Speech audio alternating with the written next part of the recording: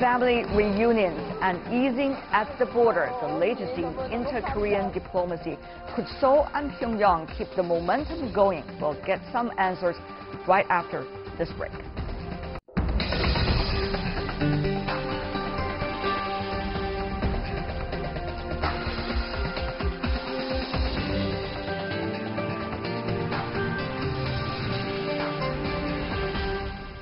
Welcome back. You're still watching World Insight with me, Tian Wei. The program is coming to you Monday to Friday on CGTN. Now, let's turn to the Korean Peninsula. South Korea has revised the defense white paper, no longer labeling DPRK government and army as, quote, the enemies. The two sides also agreed to withdraw some outposts along the fortified border.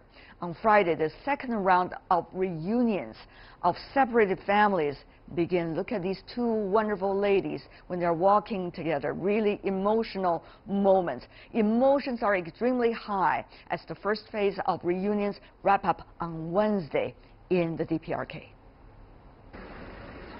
The time to say farewell has come again. It's been an emotional 3 days for families reuniting for the first time since the 1950s Korean War.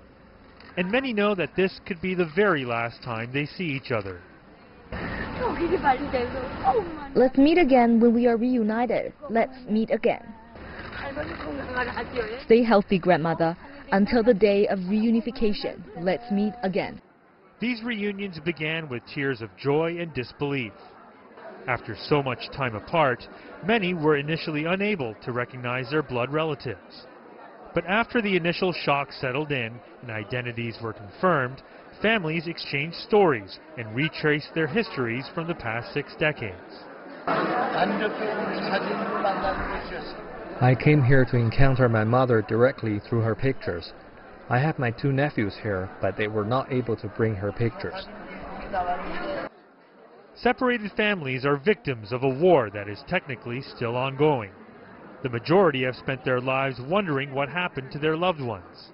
Any cross-border communication, written or verbal, is banned by both sides. You should remember your mother prays for your health and happiness. I hope whenever I pray for you, you will hear it. As family members return home, many carry mixed emotions. They take comfort in having had the opportunity to make up for lost time. But they also return to the reality of a separated Korean peninsula.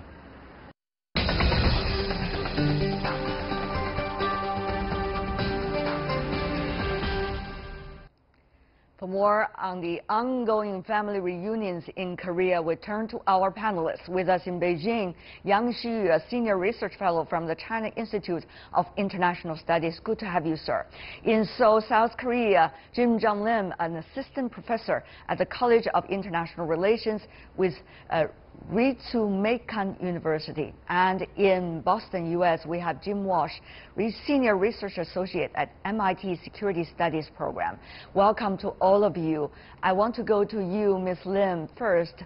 When you look at the footages of those family reunions from the North and the South for the 3 days, I just wonder, how is it like for you, like a younger generation raised up in South Korea, looking at those moments? Okay, thank you again. Thank you for having me today, and thank you for asking that question. Yes, of course, as you mentioned, I don't know about anything, again, what happened during the Korean War. And very fortunately, my family, we don't have any family member who were separated between the North and us. So we were one of a kind of very rare and lucky families in the southern part of the peninsula. But as we observed, there are so many family members, more than like tens of thousands of people who have lived separately for more than just decades and decades. So it is, of course, there can be many different people in the southern part of the peninsula, but at least for this specific issue, I do think we do have a same sympathy, and that we really are very saddened by seeing all this scenes. So hopefully, I really hope, we can make more family reunions as much as we can in the near future. We are showing some of those footages of moments of family reunions. Of course, every slice of photo is absolutely emotional, and I'm already having tears in my eyes thinking about what if our families were separated.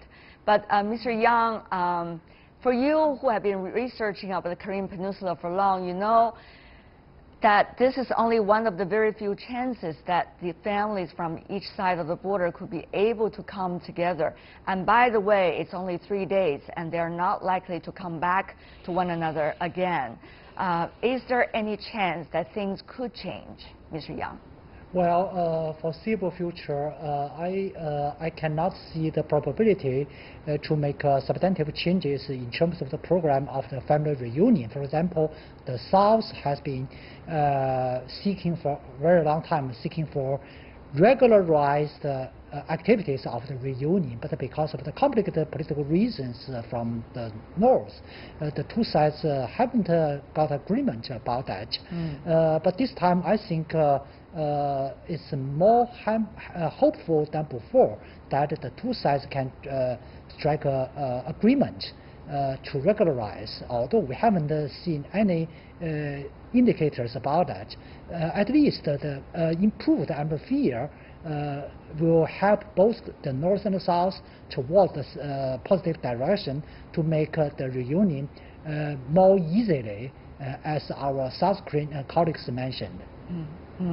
Of course, Mr. Walsh, this is a process. If the family reunions continue in the future in different rounds, this is a process of building trust between the North and the South. This is also a process of building the real texture, which has already been existing there anyway on the Korean Peninsula between the peoples living on both sides of the border. So will that bring, many hope, some real change in temperatures between the North and the South, even politically, even in the other areas?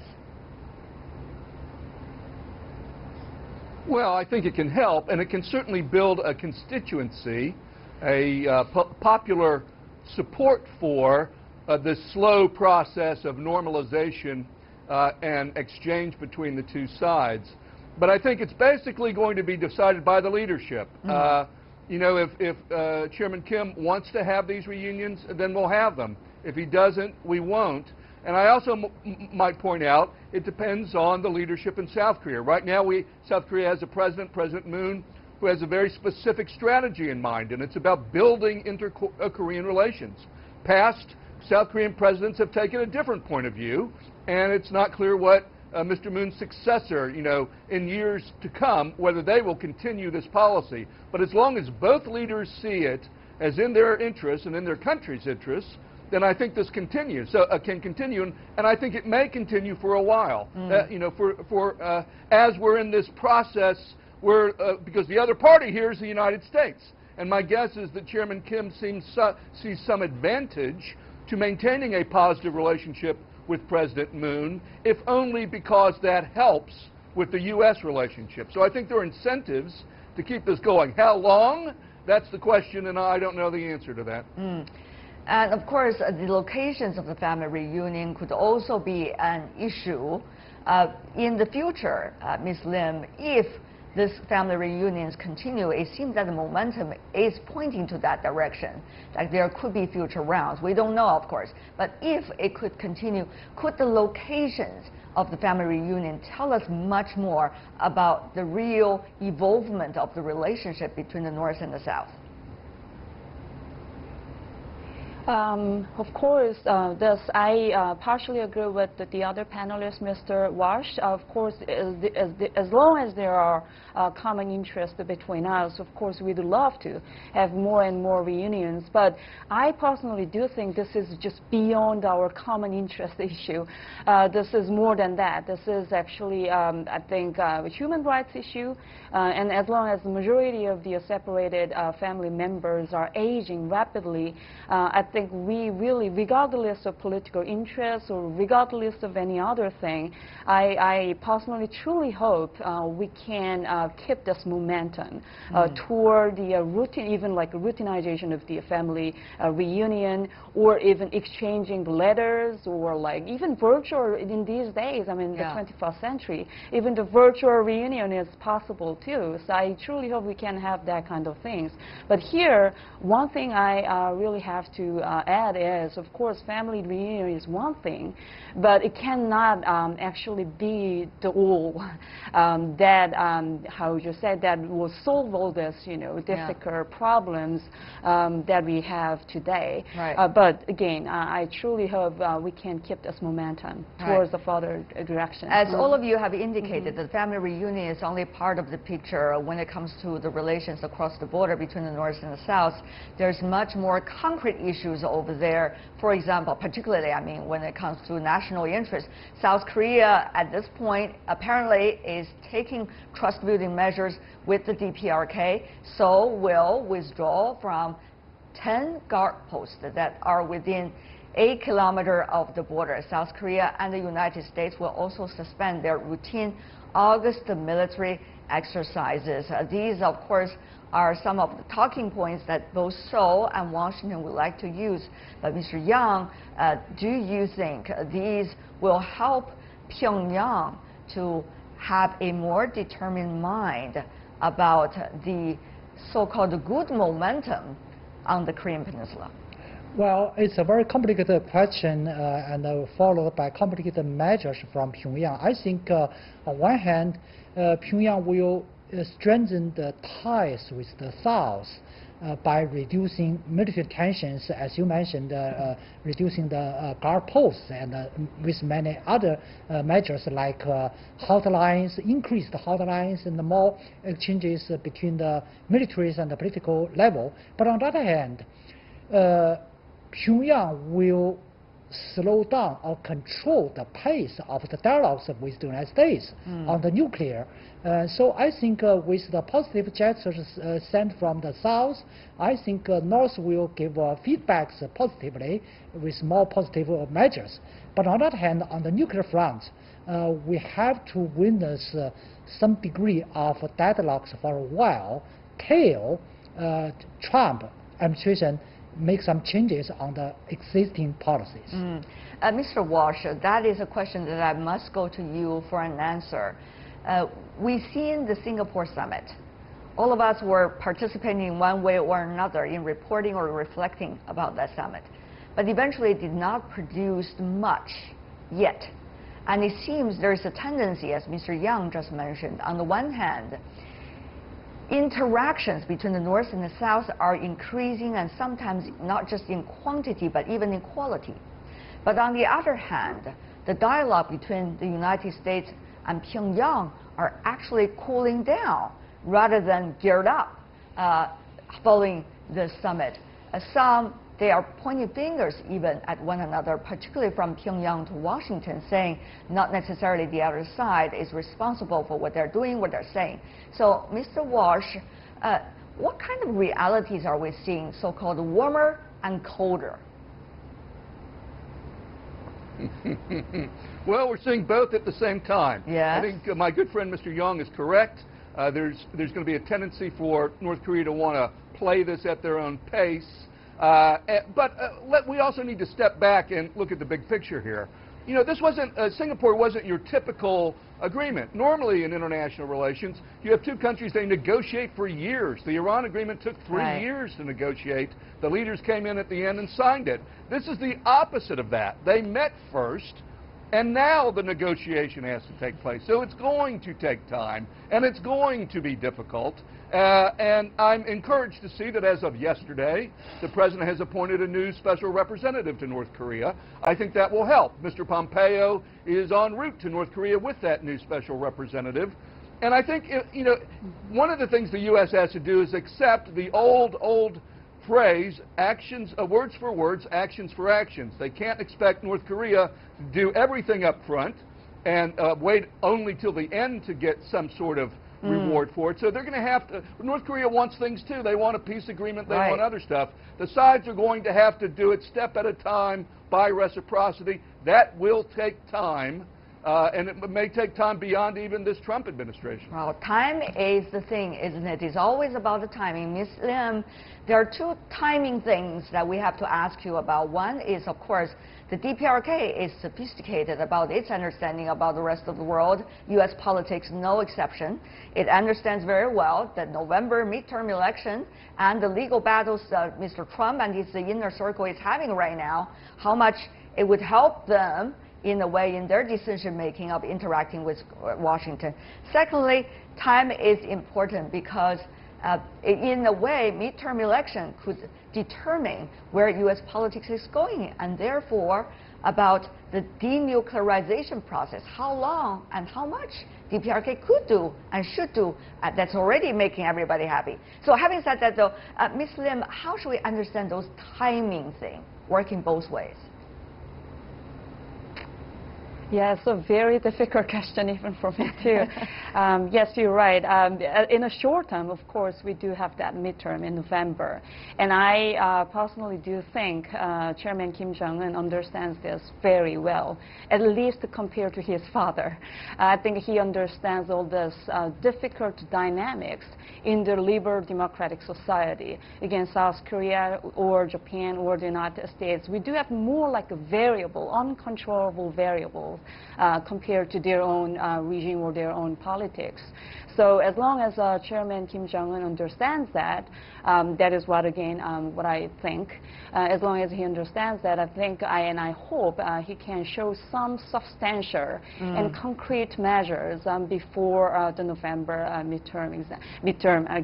election. And otherwise, it might be really difficult to keep, again, all this very rare chance, this rare momentum toward the further evolution. So that's what I really want to see within a couple of months. Yes. However, on the other hand, Mr. Yang, President Trump used this Singapore summit as his political bargain, almost in a way, suggesting how great a president he is, be able to, break the deadlock that previous president had never been able to do. However, it seems that after summit, nothing really happened, at least not in the public sphere. So what about leading up to the midterm election, given the fact also that the Trump administration is having very tense relationship with many of its allies and also the earlier partners, such as China, when it comes to trade issues. So 6 parties, you see quite a number of parties quite upset about what is going on between them and the United States. Well, I think originally President Trump really had a timing sense. Say before the midterm election, he must get something from North Korea. But now I believe he gave up the hope or expectation simply because the gap of the expectation from Pyongyang, between Pyongyang and Washington D.C. And Pyongyang, simply saying, Pyongyang put top priority at the new type of relationship between DPRK and USA, while U.S. put top priority at the denuclearization. So totally different, and I think the deadlock will remain there. So for near future, I don't see any possibility to make a breakthrough from the two sides. Certainly, for this moment, we are so happy for those families who eventually, after decades, be able to be reunited, even just for 3 days. Looking at some of their photos. But anyway, very emotional moments. Thank you so much, the three of you, for joining us for this discussion. Yang Xiyu, Yun Lim, and Jim Walsh. Thank you so much and have a great weekend. And that is all the time we have for today. If you'd like to see more, try to find us World Insight CGTN into your search engine or check out our YouTube channel. Follow us on Facebook, Twitter, and Sina Weibo. From me, Tian Wei, and everyone on the World Insight team, thanks for watching. Tune in again next time for insights across China and around the world. The weekend is up. Do have a good one, everyone. Good night.